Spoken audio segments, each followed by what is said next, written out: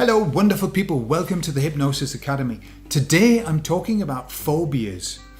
One of our students and friends asked about phobias. And so I thought it would be nice just to talk for 10 minutes about how you deal with phobias and in my experience, what I've done to help people with phobias. So I'll tell you all about it on the other side.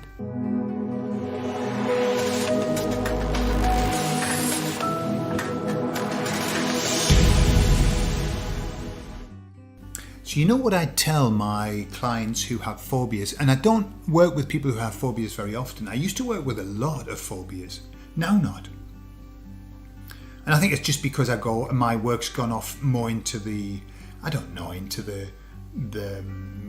life coaching, spiritual life coaching, that kind of area.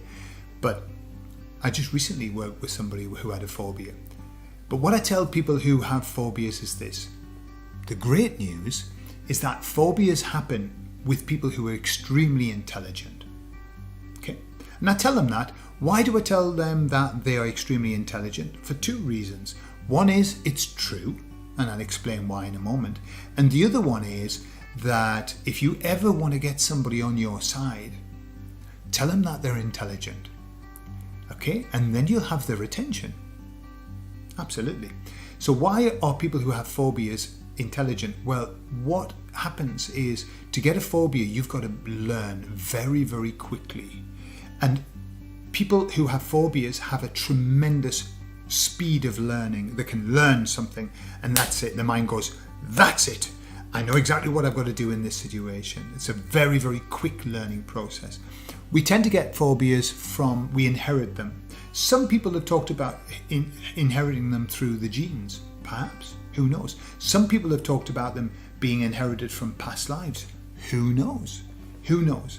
However, I work with phobias in this life and deal with them in this life, okay? I tend not to go into other lives. Just because that's remember, this is where we live, this is the body that we have. We're in this three-dimensional place. If you go off and work on something in another life, that's another life. This is the life where it's being manifest. That's the life where it might have started, but that doesn't mean that by taking that one out, you're going to fix it in this life. Maybe it is, but it's not in my experience. I like to work in this life, with all kinds of things. Once everything's resolved in this life, go off to other lives and go and have a look and have a lovely time and learn other things. But get stuff sorted in this life first. That's just my advice to anybody who's working with people. It's all well and good looking to find out why. That's what you're doing when you're in a previous life. Why? But how, when, and what to do with it in this life. So they're intelligent people. They've learned something, and typically they learn it from the parents or big people around them. And it's a very simple thing, which is, my mum is scared of spiders. And therefore, if my mum is scared of spiders and she reacts in a bad way, I better bloody react in the same way. If she's scared of them, there must be something very, very scary about spiders. It's as simple as that, okay? But it happens like this. And then what happens is then we have a phobic reaction, which is somebody sees a spider or thinks of a spider. They just have to imagine a spider and they get a phobic reaction. Phobic reactions, right? And it's very, very important that when you're working with somebody, you need to check that it's a phobia and it's not just a fear. Fears are different, right? Fears, you would probably do different things with them. Or you can still use the same process as I do, but remember that a phobia is an unconscious reaction. They have no control over it. So this is how you do a phobic check. So you say, all right, I'll give you an example. I work with somebody who was scared of snakes, okay? So you say to them, right, so I know that, you haven't got any snakes where you are, right? You mention the word and you'll see phobic people go like this, eyes widening. You mention snakes, okay? And you say, I'll say something. So what would happen if you had a snake in your hand now? that's when you would see them go, and suddenly they're like, oh, and they sometimes go pale, their eyes are wide, all right? That's when you know there's a phobic reaction. This is outside of their control, all right? If you say to somebody, what would happen if you had a snake in your hand, and they say, well, I wouldn't be very happy about it at all. I would probably run a mile. That's not phobic, right? Phobic is an exaggerated reaction, right? That's very important for you to know that, right? So once you're happy that the person's got a phobia, then what you do is this. You have to break imagine a phobic reaction is this: stimulus, reaction. It happens so quickly, they have no control over it, and the pathway is deeply ingrained. Okay, so there's this little pathway: stimulus, reaction, stimulus, reaction. All right. So what you've got to do is you've got to ruin the pathway. The stimulus won't change. You know, if they're frightened of snakes, snakes are still going to exist. But if you ruin the pathway, the reaction will change. Okay. How do you ruin the pathway? Well, this is where you do a bit of everything. So I'll tell you briefly what I do. Okay. I'm actually thinking, I think I might do a little a course on phobia, because it's nice and straightforward, and it can bring somebody joy to their life who has no joy in their life.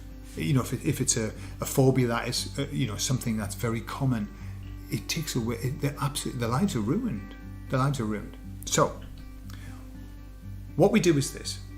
The first thing I do is this. I'd say to them, okay, so I want you to hold your hand out like this. Okay. And I say, I want you to put in your hand, if it's a spider, I want you to put in your hand a spider that is the size of an atom. Okay? Because if you say I've just put it in a spider, they'll be frightened. But a spider the size of an atom, you can't see it. How does that make you feel? Well, phobic people have an image that they present to themselves in the phobia, right? Rarely is that image an atom-sized spider. So what happens is you'll say, and typically with them, they might be a bit uncomfortable because of the idea of being a spider. But you say, the size of an atom, and how do you feel? And they go, well, I don't like the idea that it's there, but I can't see it anyway, so it's not really, yeah? So what you're doing is this: the idea is you want them to shift their reality, their perception of reality. And you say, okay, well, make it the size of a cell. I mean, a cell. Some of the cells, the biggest cells, you can just see with the naked eye, but right. And how does that make you feel? Okay. And then I might say, right now, I want you to take it to the size of, like, I don't know, a pea. Right now we're in the size where they're going to start going. I don't like it, even though there's no spider there. If they're imagining it, their mind, that's a stimulus. Yeah, I don't like it. I don't like it. I don't like it. Okay, so what I do then is I say, right, just take that away, and then I'll start doing some EFT with them. Okay, so I'll just do the setup and then start doing some EFT. Now, EFT is great, but it's even better if you use it in a good way. And again, I'm going to be teaching this in the next course that I do. If you use EFT in a way where you can get the person to be laughing, right? And this is what I've found. People are very upset and they're very sad and all kinds of things. If in EFT, if you can get them to start to laugh at their issue, that's it sorted. Right. So do a few rounds of EFT. I'll do some. I do like a little. I get them to do this at the end, and I'll be giving them some suggestions based on what they've told me.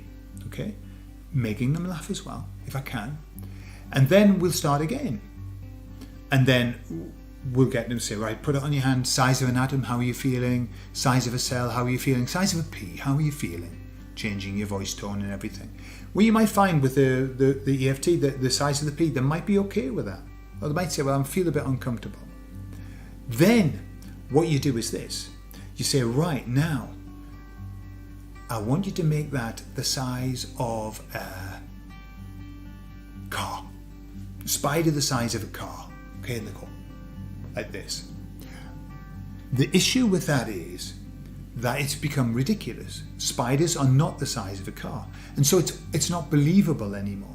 And so quite often what happens is that the spider being that big, it becomes silly. I mean, they might still be going, oh, I don't like it. Right, make it the size of the Empire State Building. Right? And then see, how's that feel? Make it the size of the planet Earth. Make it the size of the universe. And you're just this tiny little atom. Okay, how does that feel? And they go, well, that's ridiculous. So what you're doing is you're taking them to two extremes of ridiculousness. Right? Up to it being so big that it's just, what's the point of that? And so small that it doesn't mean anything. What are you doing?